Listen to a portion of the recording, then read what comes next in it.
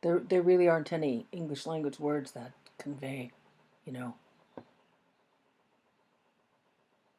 I'm glad that you found each other, that you found some way that you could find some sort of friendship in such harrowing circumstances.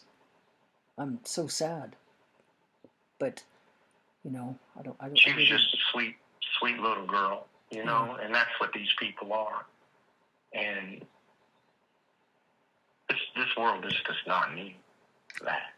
Yeah. Do you have a sense that Trump and those perpetrators would specifically try to look for children they thought were really innocent to torture? Like the puppies? Oh, yeah. Like the more innocent, they wanted to torture them more? Yes. It was about the experience to them didn't seem to be all that sexual in nature. It was about taking a bright little energetic youth and then just destroying that person. Even if not physically necessarily, but psychologically and emotionally, like to the point where they just really were traumatized for life. Mm-hmm. That was what they seemed to enjoy doing. Yeah. And my mother, Marilyn Riley, was of the exact same personality flaws that those rich people were. And as bad as my dad is, and as far as human beings go, I would say that he's just about a failure in every way. He wasn't even that bad. There was just some semblance of conscience with him. Like, I can remember at that party, him just about breaking down into tears because it was affecting him emotionally to see me take that level of punishment or abuse or whatever. Mm-hmm.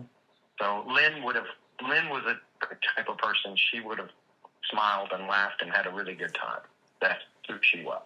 And that's who Donald Trump is. And that's who Andy Dick is. Those three are like the last level of human as far as depravity goes. I mean, there's nothing in the way of watching another person suffer that they didn't seem to enjoy. It would be the best way to put it. So it would be similar sort of psychopathy as John Wayne Gacy. Trump. Yeah. Yeah. If even worse. I can remember Samantha was the first and maybe only person that Lynn got to kill, and I remember her being upset that she didn't get to be the one to kill her. And that's the last part of what they used as leverage against me. And they had damaged her to the point where she was probably going to die anyway. But Samantha asked me, they threw her in the room, they had cut off one of her toes. She was not in a good way. I think that maybe they had broken her arm. But she was suffering, and she asked me to choke her to death. And I did. And they used that, my parents used that as leverage against me for a period of time, telling me that I was the only one guilty of murder. So in my childhood brain, I thought that made sense, but I just did for Sammy what Sammy kind of did for Sarah. That's how you were looking at. Okay, so let's just recap, because that's important. I don't want that to get misconstrued. So Samantha, Sarah, Patricia. Which one was African American again? Samantha. So Samantha was African American, and you were all tortured and trafficked by Trump and the Trump Epstein pedophile ring. Yeah. Brutally tortured. When Sarah was going to commit suicide, Sarah was afraid to pull the trigger, and Samantha pulled the trigger, and so that Samantha could die, because Samantha was afraid to commit suicide. Sarah asked Samantha to pull the trigger. And then when your and parents... I was in the room. Yeah. Sarah had asked for me to be in the room, too, because she wanted... we cared about each other. Me, Sarah, Samantha, and Patricia were all just like... We kind of, Three Musketeers or whatever, we kind of stuck with each other because we did the best we could to look out for one another. But she wanted me to be in the room, too, because she wanted to die around the people that she loved. And at that point, it was just me and Samantha. I don't. And was that at the brothel again? Or what was the location? Yes. Yeah, okay. That was at the brothel. Okay, and so that's when Sarah died. And then they had to clean up. Yes. Clean up. Yeah, the adults came in and took Sarah's body, but I remember Samantha and I had to use the cleaner solutions and clean up all the blood and stuff like that. Mm-hmm.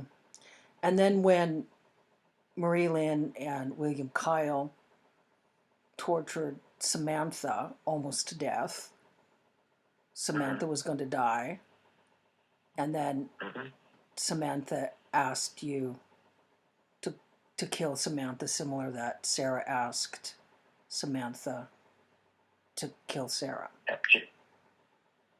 She showed me how to choke her, and I did.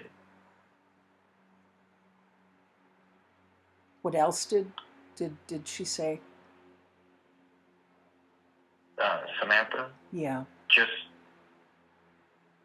just made me... She said to save her? She made me promise to live life for both of them. She made me promise that I would get through it.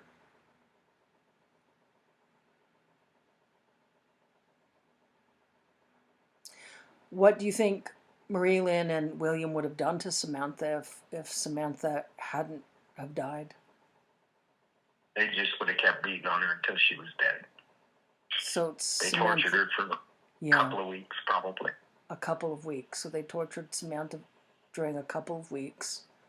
And then Samantha asked you to kill Samantha because Samantha didn't want to die getting tortured by William Kyle and Marie Lynn. And she said, I can't go back in there. Yeah. I can't do it again. Yeah. Because they had us locked in like a little storage room. Yeah. And they would pull us out one at a time and torture us and then throw us back in there together. And that last day, they threw her back in there at night. And I can remember we stayed up almost all night talking. I can remember when daybreak hit, she said, you've got to do it. I can't. Basically, she could not face them again, and she knew that shortly after sunrise, my parents would be up. Yeah. So, and when I filed the police report, I told them that same thing. So, that the police report that was never followed up. So when I did that in Lawton, Oklahoma. In Oklahoma. And so when you talked to the police, you said Samantha had asked you to kill Samantha because Samantha couldn't bear getting tortured by your parents anymore. And you told the police, and the police never followed up in Oklahoma. I filled out a whole report. It was recorded. I gave them the exact same story I'm telling you, and I never heard back from them.